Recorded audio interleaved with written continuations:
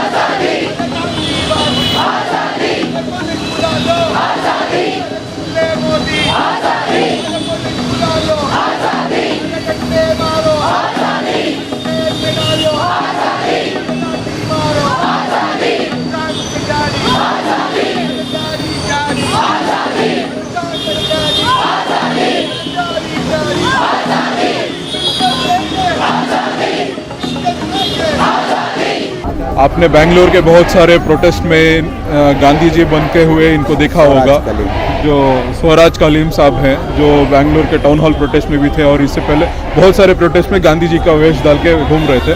तो उनसे बात करते हैं ये प्रोटेस्ट के बारे में, सीएए के बारे में, तो इनका क्या राय है इसके बारे में? देखिए, सीएए और एनआरसी ये दो भी पूरे देश से ख़त्म करना चाहिए। नौजवान, बूढ़े, बच्चे सब रोड में इतिहाद कर रहे हैं। और एक सच्चाई बताऊं कि हमारे देश में, हमारे भारत देश में ना हिंदू खतरे में है, ना मुसलमान खतरे में है, समझे, और ना हमारा भारत देश खतरे में है। अगर खतरे में है तो सिर्फ अभी गोली मारने वाली ये मोदी सरकार अभी खतरे में है। बहुत जल्द ये ख़त्म हो जाएंगे। तानाशाही इस देश में नहीं चलेगी और महात्मा गांधी को गोली मारने वाली ये गोडसे सरकार बहुत जल्द ख़त्म होने वाली है। ये आंदोलन कब तक चलेगा आपका? देखिए, जब तक ये जुल्म करना छोड़ दें तब तक चलेगा। आप कितने भी गोली मारो, आप एक गांधी को नहीं, कई गांधी पैदा होंगे, सबको गोली मारो, फर्क नहीं पड़ेगा। लेकिन हम एनआरसी और सीए के हटा कर ही रहेंगे, दो भी हटाएंगे। डिटेंशन सेंटर सब बना के जो पैसे लूटने का जो प्रोजेक्ट चल रहा है इनका, वो सब बंद होगा। अभी लेकिन हमारे प्रधानमंत्री बोल रहे हैं कि वो नहीं है, नहीं डिटेंशन सेंटर कुछ नहीं है, एनआरसी के बारे में हम बात ही नहीं कर रहे हैं। देखिए, आपको मालूम है ये एकदम झूठी सरकार है। जब सत्ते पर आई 15 लाख गरीबों के अकाउंट में डालते बोल के लिए ये लोग पैसे, वोट लिए, पैसे डाले नहीं। उसके बाद बोले जुमला, ये भी बोलेंगे कल एनआरसी सीए नहीं लेंगे, करेंगे बोल के, फिर जुमला है बोल देंगे। ये जुमले और झूठों की सरकार है। इसके धोखे में नहीं आएगी। भारत की जनता उतनी बेवकूफ़ नहीं है, इनके भाषणों में फिसल जाए, अभी नहीं फिसलने वाली है, समझे। और रामलीला मैदान में मोदी की जो स्पीच थी उसमें पूरा जाहिर हो रहा है कि मोदी भोखला गए, डरे हुए हैं। अभी हमारे साथ लियो सल्दाना साहब हैं जो एक एनवायरमेंटल एक्टिविस्ट हैं, तो वो भी आंदोलन में जुड़ने के लिए आए हैं जो सीएए के ख़िलाफ़ और एनआरसी के ख़िलाफ़ है। तो हम उनसे जानते हैं वो क्यों आए हैं और क्या सीएए ख़िलाफ़ है कॉन्स्टिट्यूशन से। ये क्यों आए प्रश्न है ना, मुझे मत पूछिए, क्योंकि ये मेरा कर्तव्य है। संविधान को तोड़ तोड़ के मोदी सरकार ऐसा बना रहा है कि देश टुकड़े टुकड़े हो जाएगा। लेकिन हमारे होम मिनिस्टर बोलते हैं वो संविधान के खिलाफ नहीं है, ना ही मुसलमानों के खिलाफ है। तो आप उसको होम मिनिस्टर एक बात बोलते हैं, प्राइम मिनिस्टर दूसरी बात दूसरी दिन बोलते हैं, तीसरे दिन प्राइम मिनिस्टर भी उल्टा करते हैं। ये ऐसा हो रहा है। आज देखिए एनपीआर को चला दिया, कल बोला एनआरसी नहीं होता, परसों बोला अमित शाह जी ने हम करेंगे ही, पार्लियामेंट में ही तो बोला ना। इसलिए उस दोनों को हम ट्रस्ट नहीं कर पाएंगे, क्योंकि हमको ट्रस्ट है कॉन्स्टिट्यूशन पे। वो कॉन्स्टिट्यूशन को टच किया तो हमारा बॉडी के ऊपर चढ़ के करना पड़ेगा। मेरा बॉडी एक अकेला नहीं है, 1 बिलियन है, इतना शक्ति हमारा पास है। आपको क्या लगता है इतने जितने भी ऑल ओवर इंडिया प्रोटेस्ट हो रहे हैं उसका कुछ इफेक्ट हुआ है? जो प्रधानमंत्री साहब का जो रामलीला मैदान में जो भाषण था उसमें उन्होंने एनआरसी से बैकआउट कर लिया, बोल दिया कि एनआरसी के बारे में कोई बात ही नहीं कर रहा है, जबकि वो खुद भी बात किए थे और होम मिनिस्टर भी बात किए थे। तो आपको क्या लगता है इन सारे प्रोटेस्ट का कुछ इम्पैक्ट हो रहा है? देखिए ये तो एक पहला प्रधानमंत्री है किसी देश में किसने उसने एक बार भी प्रेस को एड्रेस नहीं किया था, और किसी एक कॉन्टेम्प्रेरी इश्यू आई ना उसको जवाब ही नहीं दिया 5-7 साल में। ये बार क्या हुआ कि 90 मिनट का भाषण में 30 मिनट सिर्फ एनआरसी में बात किया, क्योंकि उसको घबरा रहे हैं अभी प्रधानमंत्री। इतना इसने प्रधानमंत्री जी ने ऐसा असम्पशन किया था कि कोई नहीं उठेगा, सब घबरे हो गए। देखिए क्या हो रहा है, 3 लाख लोग राजस्थान में आया, कल 2 लाख बेंगलुरु में थे, चेन्नई में 1 लाख 1.5 लाख हो गया। ये तो शुरू है, ये तो समाप्त नहीं। देखिए अब किसी ने नहीं बुलाया इसको, ये वही आ रहा है। तो आपका क्या मैसेज है हमारे व्यूअर्स को कि ये आंदोलन यहीं पे रुकना चाहिए या आगे ले जाना चाहिए, कैसा है? नहीं, ये सुप्रीम कोर्ट ने गलत किया है, क्योंकि सुप्रीम कोर्ट को ये इमरजेंसी पिटीशन लेना था 20 जनवरी को पोस्टपोन करके। ये तो एक अच्छा भी किया, क्योंकि सबको अंडरस्टैंड हुआ है कि इसका परिणाम इंडिविजुअल है, कलेक्टिव है, कम्युनिटी पे है और देश पे है।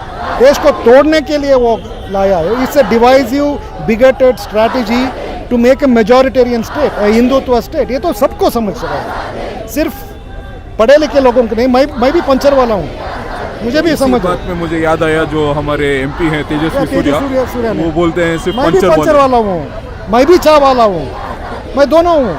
इसमें क्या बात है? मैं पंचर को फिक्स कर सकता हूँ, चाय भी बना सकता हूँ, बर्तन भी क्लीन करता हूँ मैं। इसमें क्या शर्म की बात है? CA is nothing but CA is the act that they brought to just divide Hindus and Muslims. Not only Hindus and Muslims. Today it may be about religion. Today it may be about to wipe out Muslims from India. Tomorrow it will be about language or Dalits or anything. But Indians won't let it. Here you can see that it's the common feeling of unity here. And Modi and Amit Shah should not think that they can break that unity. That's it. So I'm against any law that discriminates against anyone on the basis of their religion, caste, gender, anything. And I feel the intention of the government is wrong when it comes to this law. So that's why I'm here to protest. Our Home Minister says it is not against the Muslims, it is not against any citizens of India. So what do you have? By what is in the letter of what has been released and his past speeches, not what he says is not against or against. There are at least 10-20 speeches where he has given which it's quite clear what it is and what it's not. तो अभी हमारे साथ भव्या नरसिंहमूर्ति नाम है जो जिनकी video बहुत viral गई थी, हमारे प्लेटफॉर्म से आपने देखी थी, तो उनसे जानते हैं प्रोटेस्ट के बारे में।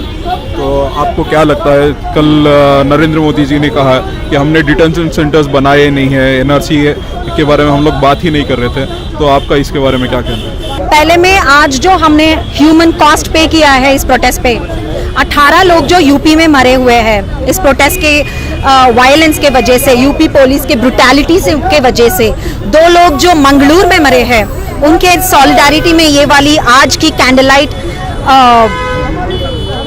प्रोटेस्ट किए हैं. And coming to your question, we all know our prime minister is a liar, big time.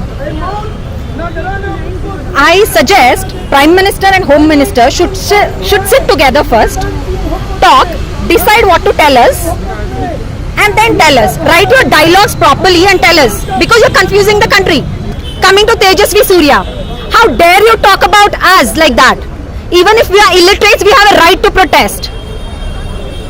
You and in your insensitive comments, you better apologize for that. There are so many first generation graduates here. I'll tell you what, Tejasvi Surya, come debate with me. It's an open challenge to you. Let's see who is more educated, me and my real education or you and your psychophancy. Coming to Kangana Ranaut, first understand the tax system of India. We pay tax even to buy the tickets to watch your movies, Kangana. And even for this scandal we pay taxes. Prove us that those detention centers are livable.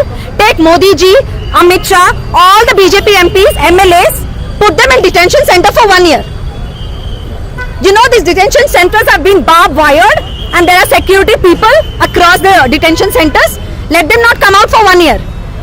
After 1 year, let them come out and prove to us that it's livable. But trust me, once you come out, our country will be so prosperous and peaceful, you will be surprised. There are 18 people who have sacrificed their life in UP. 2 people in Mangalore. I don't even know how many in Assam because we are not even getting the information from there. Tell us the economic cost. Instead of that, spending just NRC cost is 70,000 crores if they extend it to the whole country. You know what all they can do with that? They can actually educate 10 crore underprivileged children for 1 year.